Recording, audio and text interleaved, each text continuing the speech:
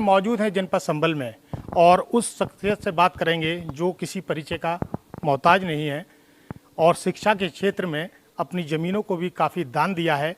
जो छात्र छात्राएं आज उस कॉलेज में पढ़ रही हैं, आज से 15 साल पहले इन्होंने शिक्षा के क्षेत्र में दान दिया था केवल एक समाज सेवा के लिए कि आज संभल की आवाम के लिए एक ज़रूरत बन चुके हैं और हो सकता है कि वो विधायक बन के अगर आते हैं संभल तो एक नई तस्वीर संभल की आपको देखने को मिल सकती है और हम उनसे बातचीत करेंगे। ये हैं AIM-MIM के उम्मीदवार मुशीर खान जी, जिनसे हम बातचीत करेंगे जो यहाँ के सियासी मुद्दे हैं उनको लेके। जी मुशीर जी, जिस तरीके से आप अब राजनीतिक क्षेत्र में समाज सेवा से राजनीतिक क्षेत्र में आपने कदम बढ़ाया है, तो आपने क्या सोचा कि मैं राजनीति में आके संभल की जनता का कुछ भला कर सकता हूँ? देखें, राजनीति में आना तो एक मजबूरी कदम था। हम लोग तो असल में तो हम समाज सेवी हैं और समाज सेवा को आगे बढ़ाने के लिए इसमें ज़रूरत होती है कुछ सरकारी मदद की। सरकारी मदद और समाज सेवा दोनों एक साथ जब मिलेंगी तो जाहिर सी बात है कि काया पलट होगी। संभल में असल में विकास के लिए संभल तरस रहा है। उस विकास के न होने की वजह से हम लोगों ने ये कदम जो है बढ़ाया। मुशीर जी, एक बात कहूँगा मैं आपसे, जिस तरीके से यहाँ समाजवादी पार्टी का हमेशा परचम लहराता रहा है और यहाँ तक कि जो मुलायम सिंह है उनके परिवार के भी जो उनके भाई हैं राम गोपाल जी, हमेशा यहाँ विधायक भी रहे, सांसद की भी उन्होंने भूमिका निभाई है, लेकिन संभल वहीं की वहीं तस्वीर अभी वहीं की वहीं है जैसे आज से पहले थी। और आज जबकि यहाँ जो विधायक हैं इकबाल महमूद जी, वो राज्य मंत्री भी रहे हैं, लेकिन इन्होंने क्या करा क्या नहीं करा, लेकिन जो संभल की तस्वीर है वो अभी ऐसी की ऐसी यहाँ। क्या लगता है आपको, क्या कहेंगे इस बार? यहाँ पे असल में कुल मिला के हमने ये रिज़ल्ट निकाला कि पार्टी कोई भी रही हो, चाहे पूर्व मुख्यमंत्री हों, चाहे कैबिनेट मंत्री हों, या जो भी यहाँ पे जिन लोगों ने जो इलेक्शन लड़े, उन्होंने हमेशा जो है जनता को सीधा समझकर उनका वोट तो लिया, लेकिन उनका विकास करने की कोशिश नहीं की। यहाँ देखिए कितने कितने बड़े लोग आए, रक्षा मंत्री यहाँ पर रहे, संभल ने दिया रक्षा मंत्री, लेकिन विकास जो है वो कोई नहीं करा पाए। तो हम इसको क्या समझें? सिर्फ हम तो ये समझते हैं कि वो वोट देने की मशीन थी, उसको इस्तेमाल किया गया और इस्तेमाल करके हम लोगों को जो है वो छला गया। तो हम एक तरीके की जैसे तेज़पात का पत्ता होता है उसको चूसा और फेंक दिया।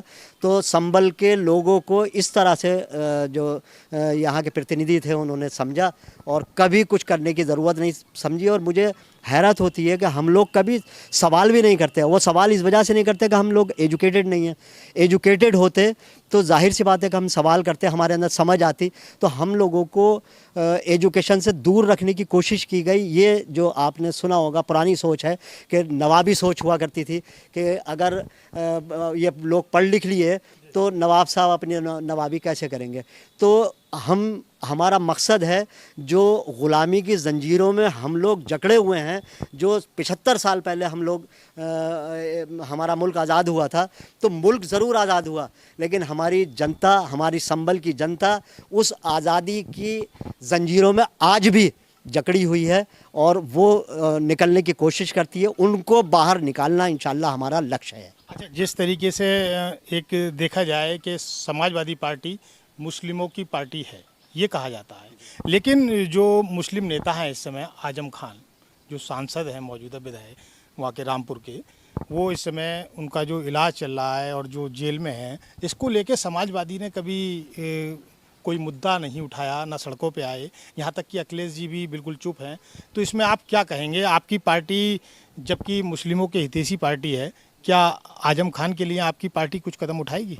देखिए, ये तो सरासर नाइंसाफ़ी है और ये बड़ा दुख होता है इस तरफ देखकर और सोचकर कि छोटी छोटी सी बातें होती हैं, मामूली मामूली बातें होती हैं, उसके ऊपर बसें भर के और कितने कितने लोग एजिटेशन करते हैं, कितने कितने लोग जो है लखनऊ जाके धरना देते हैं।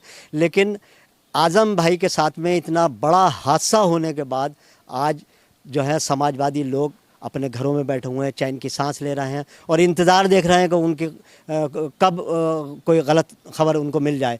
तो ये बड़े दुख की बात है कि जिस समाजवादी की बुनियाद जिस आदमी ने रखी हो और कौन सा काम उन्होंने ऐसा है कि जो नहीं किया, उन्होंने कितना बड़ा एजुकेशन का इदारा देश को दिया, तो ऐसे आदमी के साथ में इतनी बड़ी भूल और इतनी बड़ी लापरवाही हो रही है कि समाजवादी के लोग जो है, अगर कोई और होता इसकी जगह पर तो सड़क घेर देते, धरने प्रदर्शन करते करते। यही हमारी मुस्लिम लॉबी जो थी वो अब अपने आप को जान निछावर करके और रातों दिन एक करके उन्हें छुड़ाने की कोशिश करती। लेकिन देखिए आप कि किस तरीके का कहीं से कोई हिंट्स नहीं मिल रहा, कहीं से कोई इस तरीके से एक आवाज़ लगा दिया करते थे। हाँ, रामपुर तो, से आजम खान यहाँ संभल के लिए जो भी उनके प्यारे नेता थे वो लोग गाड़ियाँ करके चले जाते थे। लेकिन आज वो नेता कहाँ हैं, वो कार्यकर्ता कहाँ हैं जो मतलब सोए हुए हैं, या उनको पता ही नहीं है कि आजम खान के साथ हो क्या रहा है। देखिए वो तो जाहिर सी बात है, जब वो कैबिनेट मंत्री थे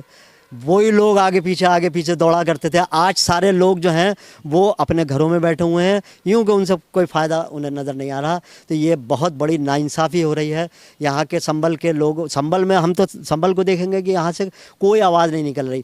थोड़ी सी आवाज़ ओवैसी साहब ने एक बार निकाली, जो समाजवादी के उच्च नेता थे वो लोग सब आ गए, उन्होंने वो देखने के लिए पहुंच गए। लेकिन जो काम ज़मीनी लेवल से होना चाहिए था वो उस काम के लिए आज भी कोई तैयार नहीं है। हमें दुख हो रहा है और हम उम्मीद करते हैं इंशाल्लाह हमारी पार्टी, हम लोग जो हैं आज़म भाई के लिए आवाज़ उठाएंगे और हम लोग देखने के लिए भी उन्हें जाएंगे और इंशाल्लाह हम इस तरीके से उन्हें जो है इस तरह नहीं रहने देंगे। अच्छा मुशीर जी, जिस तरीके से आप संभल से काफ़ी पुराने लगाव है आपका पूरा, है कि पोस्टर बैनरों पे से उनकी तस्वीरें तक हटाती गई हैं। ये हाल जो है उनका कर रखा है और इससे ज़्यादा क्या होगा। अच्छा, जिस तरीके से यहाँ सियासत का गढ़ माना जाता है संभल, लेकिन संभल में कहीं अभी तक कहीं विकास का कोई इंजेक्शन नहीं लगा है। ना यहाँ रोडवेज है, ना शिक्षा के क्षेत्र में भी कोई बड़ी उपलब्धि यहाँ मिली है। तो उसके लिए आप क्या कहेंगे?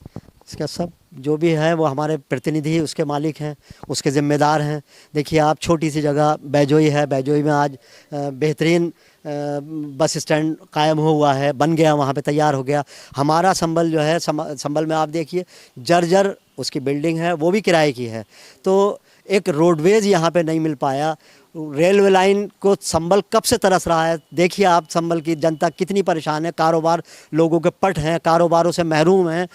ट्रेन अगर मिले तो कितना रोज़गार बढ़ेगा, कितना। मैं एक बात कहूँगा आपसे इसी को लेके, जिस तरीके से यहाँ एक तो जो राज्य सरकार है वहाँ के भी नुमाइंदे यहाँ मौजूद हैं और हमेशा पावर में रहे हैं। इसके अलावा केंद्र सरकार में जो सांसद का पद रहता है वो भी आपके संभल में बरकरार रहता है। अगर केंद्र सरकार इसको अनुमति देती स्टेशन के लिए, तो क्या डॉक्टर वर्क साहब ने कभी कोशिश करी इसके लिए? किसी नेता ने, देखिए अगर कोशिश की होती तो कब का आ गया होता। तो कोशिशें हुई लेकिन वो जो है वो पोस्टर बैनरों तक हुई, लेकिन ज़मीनी लेवल पर कभी नहीं हुई। और जी अगर जनता जिस तरीके से आपको यहाँ लेके आती है या देखती है एक विधायक के रूप में, क्योंकि वोटर का कुछ नहीं पता, वो कहाँ चला जाए, कब चला जाए, किसको वोट लगा दे, वो तो उसके मन की बात है। लेकिन मैंने ये भी सुना है कि यहाँ कुछ जो नेता हैं वो अपने वोटरों को ऊपर एक तरीके से हुकूमत चलाते हैं। बिल्कुल अपनी मुट्ठी में रखना चाहते हैं, उनको हड़काते हैं, उनको धमकियां देते हैं कि अगर तुमने हमसे हटे तो हम तुम्हारे ऊपर केस लगा देंगे। तो ऐसे केस काफ़ी हुए हैं, उनको ऊपर केस लगाने की कोशिश की गई है, लगाए हैं बल्कि, और आपस में इस तरीके से लड़वाने का काम किया है कि उनके मर्डर करवाने तक का नंबर आ गया है। तो ये हालात हैं हमारे उसके जो हमारी जनता है वो इस तरीके से जो है लोगों से परेशान है, डर रही है। लेकिन मैं इंशाल्लाह उन लोगों से ये वायदा करता हूँ कि हर वक्त मैं इंशाल्लाह उनके साथ हूँ और उनके कंधे से कंधा मिला के इंशाल्लाह चलूँगा।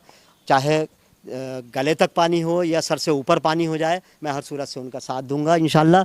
और मेरा मकसद जो है वो सिर्फ़ और सिर्फ यह है कि मैं संभल का विकास चाहता हूँ। संभल में जो जिन चीज़ों की ज़रूरत है, ख़ास तरीके से स्वास्थ्य की, स्कूल कॉलेजेस की, वो जो है मेरा मेन मकसद होगा। मैं इंशाल्लाह अपने अगर मुझे इस काबिल समझा और जनता ने मेरा साथ दिया तो इंशाल्लाह इन चीज़ों से मैं संभल को महरूम नहीं होने दूंगा। मेरी ख्वाहिश है कि मेरी संभल की जनता जो है उसको रोज़गार मिले और स्कूल, कॉलेज, यूनिवर्सिटी और मेडिकल कॉलेज, इन सेवाओं को इंशाल्लाह मैं अपनी अनथक कोशिशों से मैं कराने की कोशिश करूँगा। आपने तो राजनीति से पहले भी स्कूल के लिए और यूनिवर्सिटी के लिए यहाँ अपनी ज़मीन को दान दिया है, उसमें कुछ कहना चाहेंगे? नहीं, देखिए, दान तो इंशाल्लाह हमने किया और करते रहेंगे। और दान देने में देखिए, ये तो ऊपर वाले से, भगवान से, अल्लाह से बिजनेस हो गई, तो उसमें हम लोग इंशाल्लाह कभी पीछे नहीं हटेंगे। और आइंदा के लिए भी हमारी कोशिश ये होगी कि हम जिस काबिल भी हैं, मैं तो ये सोचता हूँ कि अगर मान लीजिए 1 करोड़ गवर्नमेंट से मिला लगाने के लिए, मुझे अल्लाह इस काबिल कर दे, तो उसके अंदर मेरी कोशिश होगी कि उसमें एक काफ़ी हिस्सा जो है वो अपने पास से लगाऊं और संभल का विकास करूं। देखिए, जिस तरीके से मुशीर जी से बात हुई और जिस तरीके से इन्होंने वादे भी किए हैं और यहाँ संभल की सियासत पे एक नज़र भी डाली, तो आप और यहाँ तक कि जो समाजवादी पार्टी के एक कद्दावर नेता सांसद आजम खान को लेकर भी इन्होंने कहा कि हम उनसे मिलने जाएंगे। अब देखते हैं कि जनता इनको कहाँ तक प्यार करती है और किस तरीके से जनता इनके सिर पर ताज पहनाती है। मैं फिरोज आलम, जनपद संभल से।